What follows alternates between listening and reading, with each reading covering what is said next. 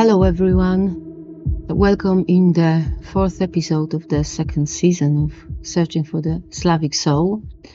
As you've noticed, yet again I am not greeting you as I would greet a Rodnover, so a Slavic pagan, and I am not greeting you with Sława because even though you might have some Slavic blood flowing in your veins, you are not really Slavic and most certainly not pagan. Hopefully not yet, but the jury is still out on it, so we will just have to wait and see.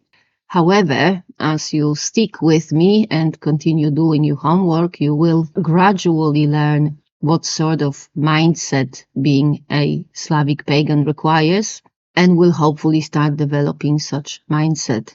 Because Slavic paganism is as much a religion as a state of mind.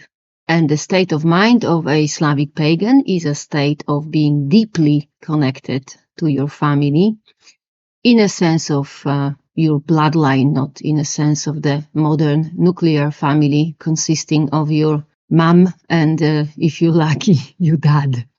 So far, your homework required you to develop a habit of venerating your ancestors, who are an integral part of your bloodline, mostly because without them your bloodline would have died decades or centuries ago, and it has not because you are alive. You are also have been working on getting real about your identity, which means to get rid of your delusional self-proclaimed identities and connect with the only true identity you have, the identity of a member of one generation of your family.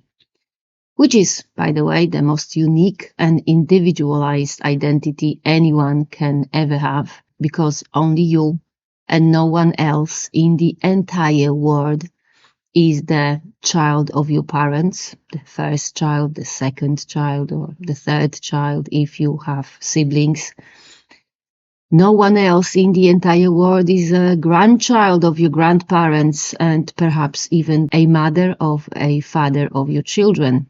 As I reminded you on few occasions, being a mother or a father of your children is also the most awesome superpower, giving you, among many other perks, the power over demons tormenting your child. In the last episode, we were working on getting you some protection against various demons, and your homework was to learn how to not get overwhelmed by emotions, which is a skill every adult Slavic pagan simply has to have. And if you've been doing your homework, you should be more or less ready for what we will be dealing with today with your family. And as a bonus content, while sorting out your relations to your family, we will also explain why you are a Christianized neo-Marxist and how to stop being one. So, let's go. There is a theory in physics that's called assembly theory. It's a quite new theory developed in order to understand the origin of life. Assembly theory provides a new framework for looking at complex systems, seeing these systems, like humans, for example, not only as a material objects that are capable of performing certain tasks or functions, but also as a result of evolution or assembly over time. In assembly theory, everything is described not only with its mass, density, volume, or other material features, but also with something that's called assembly index, which measures the minimum number of steps required to construct an object from its basic components. This assembly index is an intrinsic feature of everything that exists, including humans, and is a value that measures the depth in time of an object. From the point of view of assembly theory, your family is the depth in time of you. Actually, not your whole family, but only the previous generations of your family, which were the required steps for you to exist. However, using the framework of assembly theory, which, let me remind you, was developed to look at complex systems, we could look at the family as the complex system and see you as the basic component that makes it. And this is exactly how Slavic native faith looks at it, because Slavic paganism entirely revolves around family. For any Slavic pagan, the family is everything. It is the beginning and the end. It is the lens through which everything else is sorted. It is the ultimate center of the universe in which a Slavic pagan functions. It is the ultimate complex system which is constructed from every member of the family across the time and space. The ultimate responsibility of every pagan Slav is to contribute to his or her family growth, prosperity, and permanence over generations, to maintain the structure and the function of the family despite external pressures or internal changes. Because in Slavic native faith, it is not the family that's yours. It is you who are your families. Contrary to this point of view, Christianity sees the family as unimportant and useful only in such sense that indoctrinated by Christianity, families are most effective way of spreading Christianity to the next generations. After all, Jesus himself said, as per Matthew 10 verses 34 to 37, that's a quote, "Do not suppose that I have come to bring peace to the earth. I did not come to bring peace, but a sword. For I have come to turn a man against his father, a daughter against her mother, a daughter-in-law against her mother-in-law. A man's enemies will be the members of his own household. Anyone who loves their father or mother more than me is not worthy of me. Anyone who loves their son or daughter more than me is not worthy of me." End of quote. The same sort of message is repeated in Luke 12, verses 51 to 53. Following this sort of line of thinking, while Christianizing European pagans, including Slavic pagans, Christian clergy and rulers of the newly formed Christian states started a systematic attack on families with the goal of annihilating identity based on kinship and promoting identity based on religion. The process of family annihilation was in details described in a book, The Weirdest People in the World, by Joseph Henrich. I do not have time, nor do I particularly fancy to get into details of Henrich's book here, so I will just mention very quickly that the structure of pre-Christian family in Europe was destroyed because it was standing in the way of exerting dominance by the church-state pan-European project directed by the popes on the church side and the Holy Roman Emperors on the state side. Marxists and neo-Marxists have strangely similar to Christianity, not to Slavic paganism, approach to the institution of family. Marx advocated for a total abolition of family because he saw it as a mechanism to preserve wealth, property, and class status.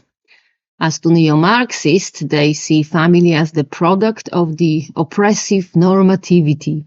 And as Marx did, neo-Marxists advocate for abolishing of the family, which currently can be observed by the various progressive legislation which seeks to strip parents of parental rights, claiming that child knows best what he or she needs and what's best for his or her future, which is obviously delusional and contrary to absolutely everything we know about child development. But what else can you expect from a bunch of moronic armchair philosophers who do not know shit but think they are, oh, so smart? of which I talked at length in the episode 19th of the first season of Searching for the Slavic Soul, to which I will link up in the notes if anyone wants to understand the Slavic pagan view on Marx's delusions. But back to the importance of family.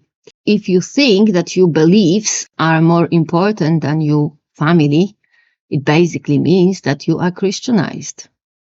If you think that family should be broken up and annihilated for the sake of your beliefs or the so-called progress, you are either Christianized or a Marxist, or both. And if you went, as is currently called, no contact with your family for the sake of your mental health, you are a pseudo-Christian, neo-Marxist, brainwashed zombie, and I can't help you until you get your head out of your ass and stop considering yourself the center of the universe to which everyone has to pander, otherwise they are just unsafe and toxic. However, hopefully, after diligently doing your homework from the first 3 episodes of the second season, you do not think so, and you are ready to join your family in a Slavic pagan way, which is what we are going to be talking about today. So, let's start with how our Slavic pagan ancestors made the complex system of their family work, thrive, prosper, and persist over time. The short answer to this question is they made their family an integral part of their culture and pretty much everything they did. The pre-Christian Slavic culture, including the laws, was developed with family in mind. The sources on Slavic culture are full of stories and instructions on how members of Slavic families should love each other, care for each other, disagree with each other, share their wealth, take responsibility for each other, and carry the blame, curse, or punishment for each other. Going back to assembly theory, this is exactly why the complex system of Slavic family was selected for and reproduced successfully through time and space, despite external pressures like over 1,000 years of active and relentless attempts to annihilate both Slavic family and Slavic pagan culture by Christianization.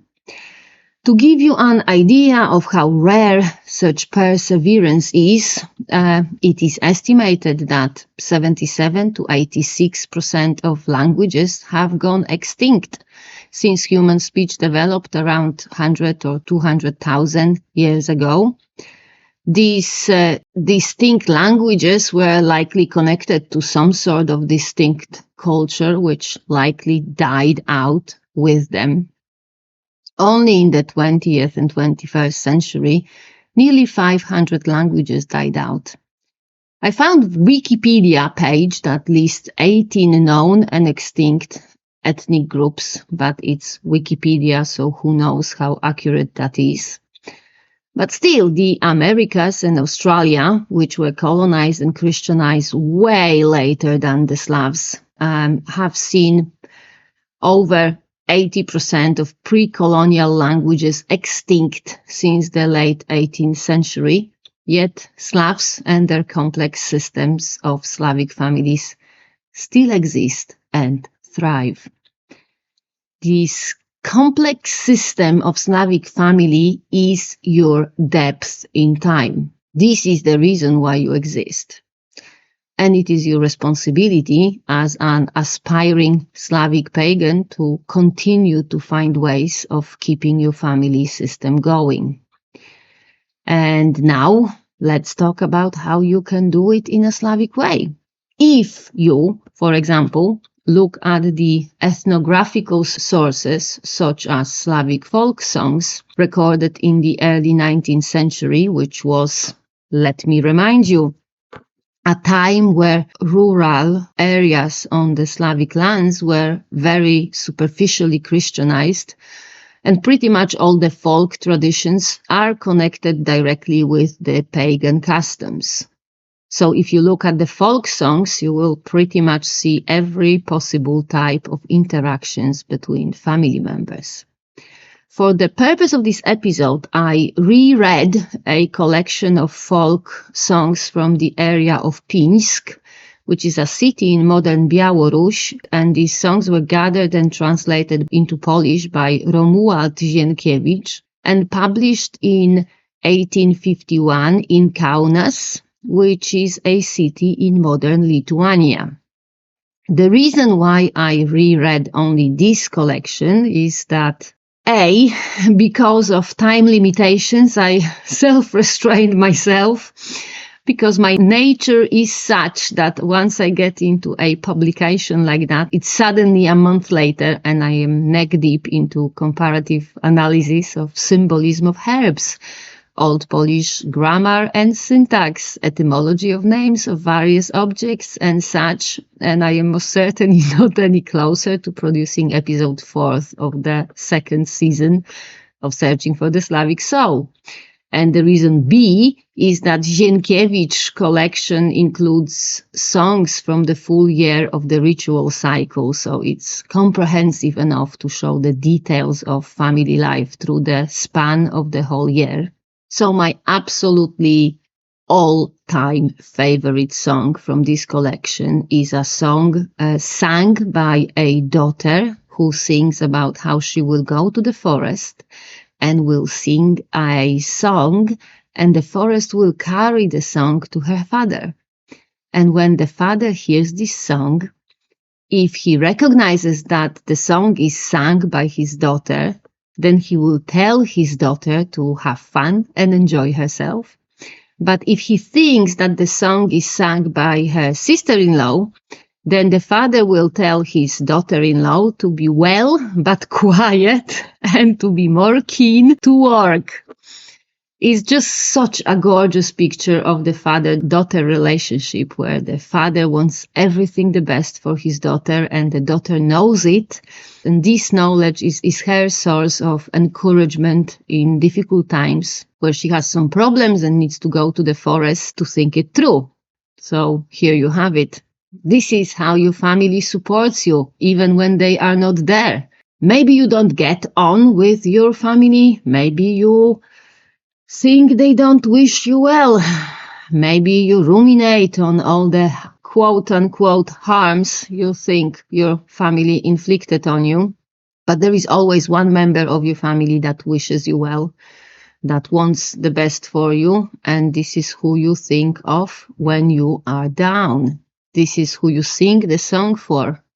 In this song is the girl's father, but for you it might be your sister or aunt or grandfather or even one of your ancestors to whom you can also reach out with your song, as is illustrated by a very sad song sung in the spring when, as you might or might not know, in the pre-industrial times, a lot of families dealt with the death of family members. Because back then, a lot of people did not make it through the winter, mostly due to hunger. So in this song, the wife sings about her husband who passed away over the winter. And in this song, she asks why he left her with her sorrow and with their children. And in the song, her dead husband replies that he would love nothing more than to carry her sorrow and lift her head. But he's dead and he cannot come back. But still, through the song, he can be with her. It's just such a beautiful way to encode your relationship with the dead into your culture.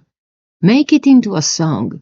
Sing it every year as a part of a ritual which gives the next generations a ready script to understand and cope with loss, loneliness, and the difficulties that life throws at all of us. In the collection, there is also a wedding song sung before the ritual of marriage, during which, following Slavic Pagan tradition, the bride's hair are burned, and from this moment on, she has to cover her hair with a scarf. Here, maybe for those who don't know, I remind you that the initiation ritual for girls in Slavic pagan tradition is a ritual called zapleciny, which means braiding, where the girl's hair is braided to symbolize her entering adulthood. And she wears her hair braided until she gets married, where during the marriage ceremony, her braids are undone, her hair combed through, and then burned short. I mean, they used to be burned short. Now I think they are cut, but is not the point. The point is that in this song, the bride cries, and her parents ask her why she's crying. And they ask if she's crying because she has to leave them and go to live with her husband.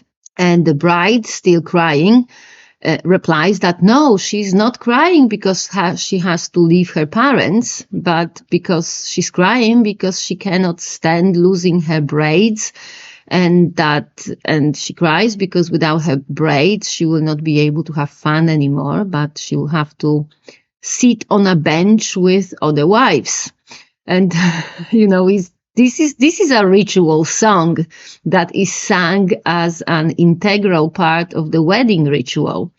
So just look how all the misunderstandings, the potentially argument-inducing differences in points of view of the family members are incorporated into the ritual. They are made to be a part of the tradition. So any potential sources of arguments are just put out there and processed, so the argument is avoided. Again, here you have it. Different members of your family can have different opinions, different values. They can care about different things. You might consider some of such different points of view hurtful, like the parents being told that their daughter actually does not mind leaving them, but she really minds losing her braids and her freedom. But such differences are processed within the ritual and reconciled to preserve the bonds within the family. In the later parts of the wedding ritual, the parents, despite hearing the hurtful words from their daughter, they still actively participate in the ritual, even defending their daughter from the attack of the family of the groom, which, by the way, is also an integral part of the ritual. So the Slavic tradition anticipates conflict, including the conflict between the families of the bride and groom, and proactively resolves it by making it a part of the ritual. And so should you. Your family is not a political party. Not all its members have to value the same things and have to have the same goals. Accept it and celebrate it as your ancestors celebrated it. When you hear a family member saying something that you find hurtful, take a step back. Don't get the emotions overwhelm you as you practice it for the last month, and instead accept that the family member just simply has different point of view and values different things. And that's it. In the collection of songs from Pinsk, there is many songs where either the daughter or the son will sing to the parents about the dollar, like the daughter's or the son's dollar, and they would ask parents to either give them their dollar or to change their dollar. Dollar, as you remember, is a sort of protective spirit that is spun by rodzanice in the first few days after a child is born. But when the child is a child, then the mother and father are the keepers of the child's dollar, and it seems they have the ability to withhold or to change the dollar, depending on what they think is appropriate for the child. There is, however, one song which I have to admit always makes me roll my eyes, because in this song, a young girl sings to her brother, asking him to help her to find her dollar. And the brother sings back that he already looked for his sister dollar and he found $2.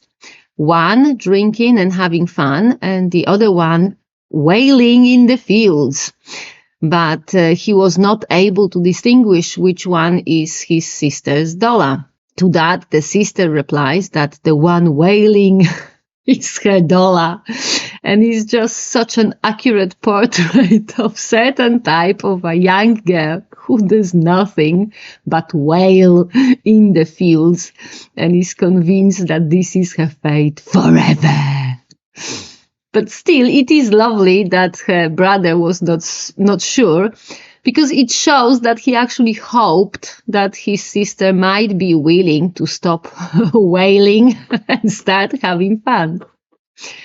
I will not be talking anymore about dollar today because I'm talking too long already, and I still want to mention the details of Slavic Pagan family function preserved in the early medieval legal codices. The one legal codex I will refer to, for the same reason I refer to only one collection of songs, is Ruska Pravda, is a legal code of Kievan Rus, which is mainly based on the laws codified by Jarosław the Wise in the 11th century.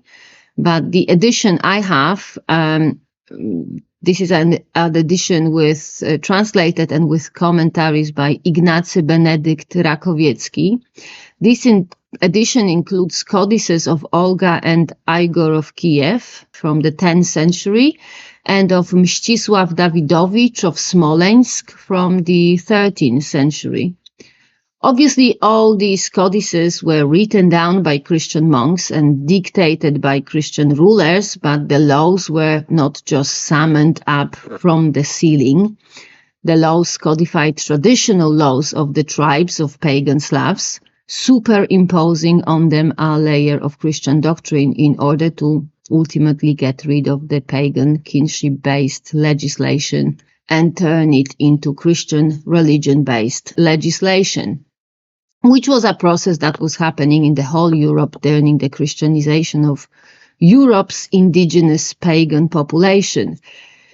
This process is explained in details in the Henrich's book, so if you're interested in the details, do read it. It's a really good book.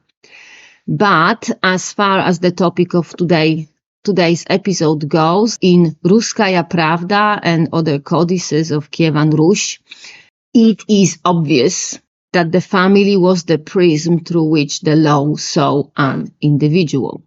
Actually, no one was seen as an individual in the laws of Slavic pagans. Everyone was seen as a member of his or her own family and was dealt with accordingly. For example, if a member of your family was killed, it was your family right. Literally, it was written down as law to take revenge for the killed family member. But if for any reason your family could not take the revenge, then the killer and the killer's family had to pay główszczyzna, or how it's called in Russian, dzikaya vira, which is blood money. And this blood money was paid and divided between the members of the family of the killed. By the way, if the killer could not be identified, then the blood money was to be paid by all the inhabitants of the district in which the murder was committed, which really meant by the family on which land the murder was committed. That shows that the family was not only responsible for keeping its members safe from murder, but was also responsible for keeping peace on the family land and either prevent murder from happening on its land or prevent evidence of murder to be detected on the family land. As far as the blood money go, how much of blood money was owed to the family of the murdered depended on the family of the murdered.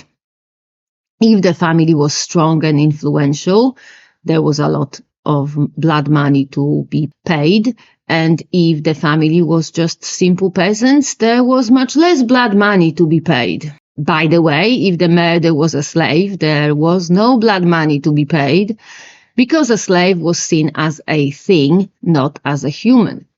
And Now you might think that codifying a value of an individual as relative to the status of his or her family is a discrimination, but you would think so only if you saw the individual as an individual and not, as pre-Christian Slavs saw it, as primary a member of his or her family.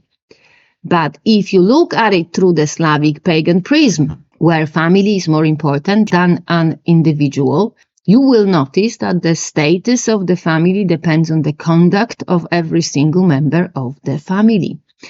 Because, for example, according to Ruska Pravda, if blood money or other type of fine could not be paid by the family whose member committed a crime, then the whole family could be sold into slavery and thus the whole family would lose its status. But if a family member was a stand-up individual who worked hard, was brave, virtuous and loyal to, say, Kievan Kniaz, then the individual and his or her whole family would gain status and through that ensure better protection for its individual members. And that applied not only to blood money, but to pretty much everything. If your family was of high status, your oath meant more. You needed less witnesses to vouch for your innocence, and you even had to endure less severe trials by ordeal, of which I talked in the 12th episode of the first season of Searching for the Slavic Soul. So I will not be talking about it here. I will just mention that the trial by ordeal was a way of establishing guilt or innocence by essentially torturing the suspect. Oh, and by the way, to address any stupid claims of stupid Marxists who think that pre-Christian pagan Slavs lived in primitive communism, no, they did not. Pre-Christian pagan Slavs recognized and respected private property of the family and did not care about the equality or other shit. Outside of religious rituals like plony or kupała, they shared their wealth within the family, not within the community, and they valued individuals as the members of their family, not some class or ethnic group. And any stupid neo-Marxist pseudo-pagans who think that all Slavs should unite to build some sort of ethno-linguistic commune should just shut up, educate themselves, and stop being stupid, which brings shame on their families and does them nothing good. So, my aspiring Slavic pagans, to summarize, if you want to become Slavic pagans, you have got to start thinking about yourself as primarily the members of your family. It is not about what you want, what you need, what you feel, or what you find hurtful, sunshine. It's about what is beneficial for your family now and in the long term. It is about what allows your family to endure and persevere through the time and space. What allows your family to continue to function as a complex system that lasts through generations and continue protecting its basic parts, the members of the family. And as your homework, I want you to do just that. I want you to start thinking about yourself as a part of a larger entity, as a part of your family. Try to figure out what you can do to bring your family together, either now or in the future. If you have children, but as it often happens nowadays, they have no contact with their family, a part of you, try to come up with a point of view that brings your family closer to your children. Try to find a way to overcome rifts, disagreements, and other feuds in your family. You might not be able to reconnect with your family, but if you sow the seeds today, maybe in a few years, you will be able to reap your family reunion or at least reconnection. If there is a rift between you and another family member, See if you can find a point of view or way of thinking about it that allows you to overcome your hurt or regret and lets you think about your family in a loving, understanding way. I will be talking more about how to do it in the next episode, in which I am planning to talk about getting you $1. So don't sweat too much if you cannot think of another point of view. Just keep trying to get connected, even if only spiritually, to your family, and start getting familiar with the idea that it is not you who is really important here. And that is all I had to say for today. Please remember to subscribe to Witia's Substack, because from next month the Squarespace site will shut down. I have already moved most of the content from the Squarespace to Substack, and I updated the podcast hosting info on all the podcast platforms I could think of. But if I have missed something, do let me know either via Substack or via email or via comments on Spotify, because I actually check those. And for now, take care, and until the next episode, which will come out on the 1st of October. Sława.